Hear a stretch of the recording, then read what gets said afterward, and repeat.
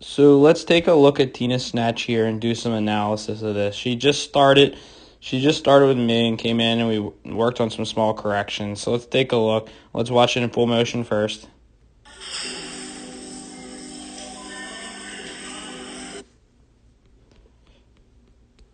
So the one thing I'm going to look at is I'm going to look at just how her setup, the bar comes forward.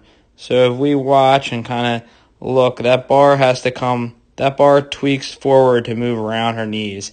So that setup position needs to be adjusted. So what she should do here is if we look at where the bar is, she should push the bar slightly forward and she should raise her hips slightly. She's going to raise her hips by pushing her knees back, and then she's going to end up, if we look at that angle, she's going to look to, because as she goes anyways, she's going to look to have an angle that's a little closer to that, and then that's going to enable her to be over the bar and to move around her knees more effectively, and pushing the bar like maybe a half or a quarter inch away from her shins to let that bar come back to her better.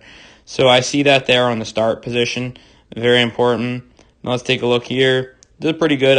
Before she started, I videoed this, we moved her arms out. Her arms were a little narrow, and here it looks pretty good. She's making contact in the hip crease. She's getting a pretty good extension there. Pretty happy with that. Good turnover. It did look like she needed a little more time snatching to get a little more comfortable getting under it. And here we would kind of say, like, so the start position we modify, and the other thing is she needs to actively focus on bringing the bar close to her. Like here, she needs to actively keep the bar close and focus on bringing her elbows high. Keeping that bar close to her body will make that a little bit easier. This weight's pretty easy for her. She's kind of throwing it around, but as the weight gets heavy, she's want to actively keep it close. Overall, pretty good for just starting out.